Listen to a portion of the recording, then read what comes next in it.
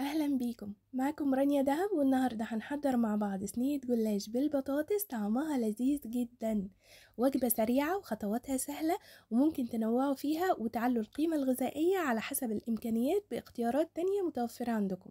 وصفة تعتبر قليلة التكلفة لأنها بدون لحوم خالص، وطعمها فوق الممتاز، والكل عندك هيعجب بيها، الكبار والصغيرين هيحبوها من ايديك. يلا بينا نشوف الجمال ده اتعمل ازاي. بس قبل ما نبتدي الفيديو، من فضلكم اعملوا لي لايك للفيديو ده، واشتركوا في القناة لو مش مشتركين، واضغطوا على علامة الجرس الموجودة تحت الفيديو على طول علشان يوصل لكم اشعار بالوصفات الجديدة. يلا بينا نتعرف على مكونات الوصفة. عندي هنا حوالي كيلو من البطاطس، انا غسلتها كويس وسلقتها وقشرتها، ودلوقتي هبتدي اهرسها بالهراسة او الشوكة، اي حاجة متوفرة عندك يعني تقدري تهرسي بيها البطاطس.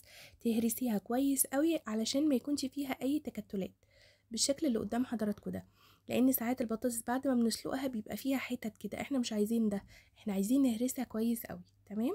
وبعدين هنبتدي نضيف نص كوباية من الحليب كامل الدسم، او ممكن ربع كوباية، مش هتفرق كتير بس بجد بيفرق جدا في الطعم.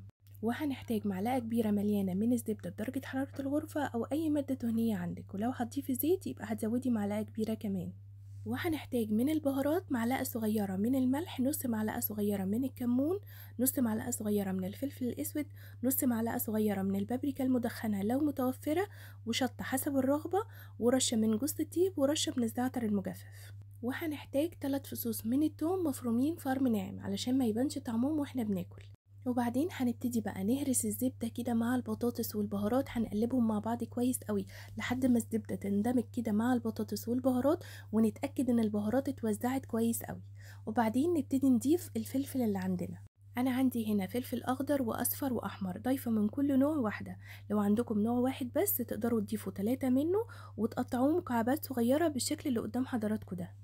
وعندي هنا جزرتين وسط مبشورين، بيعلوا القيمة الغذائية جدا وبيخلوا الطعم في منتهى الجمال، يعني كل الميكس اللي احنا حاطينه ده بيخلي الطعم في حتة تانية خالص. وعندي هنا 3 معالق كبار من الزيتون لو متوفر. ودي كوباية من الجبن، انا حاطه جبنة موتزاريلا وجبنة شيدر، الجبن المتوفرة عندكم ممكن تحطوا، ما عندكوش جبن خلاص مفيش اي مشكلة ما تضيفوهاش. وهنبتدي بقى نقلب الميكس الحلو ده، وفي الوقت ده بقى ريحته يا جماعة وانا بقلبه مش قادرة اقول لكم جميل ازاي. هنقلبهم بقى كويس قوي وهنخليهم بقى على جنب، علشان كده حشوة البطاطس بتاعتنا بقت جاهزة. عندي بقى هنا نص كيلو من الجلاش، فرداه في الصينية اللي قدام حضراتكم دي، وهغطيه طول ما انا شغالة، علشان الجلاش لو سبناه من غير ما نغطيه هينشف مننا، فلازم يكون متغطي. ودي صينية الفرن اللي هبتدي احط فيها الجلاش، هبتدي ادهنها دهنة بسيطة كده، اي مادة دهنية، انا اشتغلت بزبدة، فهدهنها دهنة بسيطة كده من الزبدة. وده كمان هورق بيه ورقات الجلاش زي ما هنشوف بعد شوية. يعني دول نص كوباية من الزبدة المذابة، لو انت هتحطي زيت حطي، لو انت هتحطي سمنة يعني المتوفر عندك اشتغلي بيه. الاكلة دي اكلة مرنة مش محتاجة اي حاجات معينة تتحط فيها، المتوفر عندك اشتغلي بيه.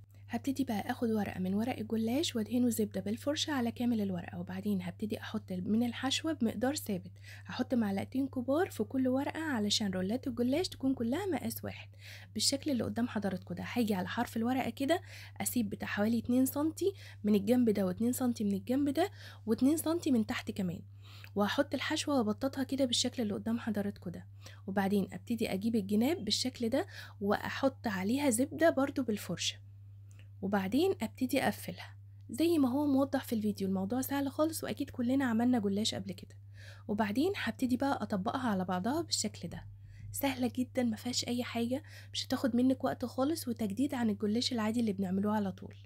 شايفين بقت تحفة؟ شايفين جمالها؟ سهلة خالص ما فيهاش اي حاجة. هنحطها بقى في الصينية ونعمل واحدة كمان بالشكل اللي قدام حضراتكم ده.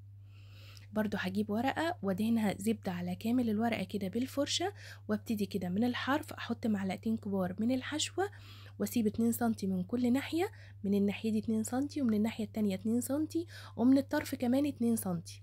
وابتدي احط برضو زبدة على الحروف علشان لما اجي اقفلها كده تبقى مورقة، وبعدين اقفل عليها، هطبقها بالشكل اللي قدام حضراتكم ده.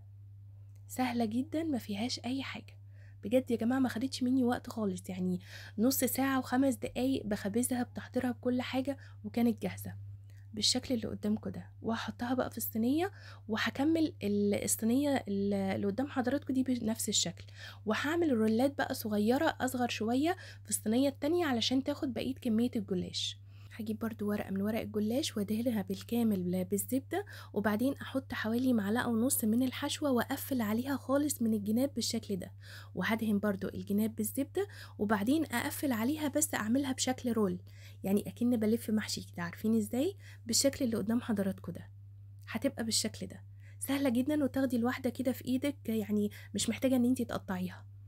لحد ما خلصت بقى الكمية كلها بالشكل اللي قدام حضراتكم ده، الصينية الحمراء فيها الرولات، والصينية التانية فيها الرولات أكبر شوية على شكل سندوتش كده. ولحد هنا ممكن ندهنها زبدة أو أي مادة دهنية وندخلها الفرن على نفس الشكل ده، هتطلع معانا ناشفة شوية، يعني مقرمشة للناس اللي بتحب الحاجة مقرمشة، ولو عايزينها طرية ممكن أول ما تطلع من الفرن نغطيها. لكن أنا النهاردة هعمل لها تشريبة هتخلي طعمها في منتهى الجمال، وهضيفها عليها علشان تبقى هي منها كريسبي ومنها طرية ومورقة في نفس الوقت، زي ما هنشوف بعد شوية. ودي مكونات التشريبة بتاعتنا سهلة خالص، ما فيهاش اي مكونات كتير. عندي هنا كوباية من الحليب، وعندي ملح وفلفل اسود وبيضة. الملح هتبقى حاجة بسيطة خالص، حوالي نص معلقة صغيرة، والفلفل الاسود نفس الحكاية وبيضة. وهقلب بقى كل المكونات الحلوة دي مع بعضها كويس قوي لحد ما اتأكد ان البيض داب تماما مع الحليب، يعني ما ينفعش يكون فيه كتل من البيضة. وبعدين هاخد التشريبة الحلوة دي وابتدي اسقي بيها الجلاش بتاعنا. هبتدي احط في صينية، لو انتوا هتعملوا كله في صينية واحدة يبقى هتحطوا الكمية كلها بتاعت التشريبة في صينية واحدة، لو هتعملوها في صينيتين زي ما انا عملت يبقى هتقسموا الكمية على 2 او على حسب حجم الجلاش اللي محطوط في كل صينية.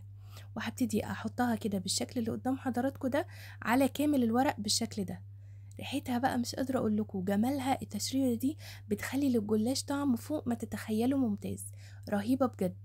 هبتدي بقى احط على وشها سمسم وحبة البركة لو متوفر، يعني الحاجات اللي جاية دي زي ما انت عايزة يعني، وزيتون وشوية كده من الزيتون حطيتهم، وشوية فلفل كده اتبقوا حطيتهم برضو، بيدوا طعم وريحة وشكل في منتهى الجمال.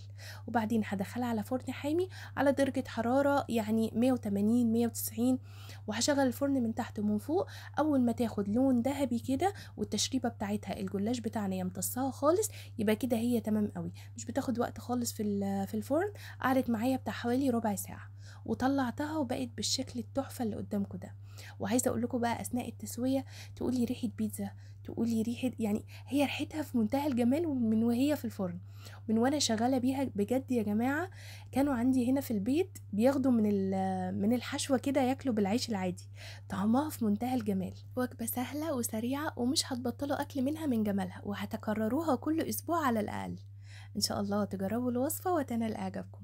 متنسوش تشيروا الفيديو لقرايبكم وحبايبكم على قد ما تقدروا، وهستنى رأيكم في الكومنتات، ومع ألف سلامة.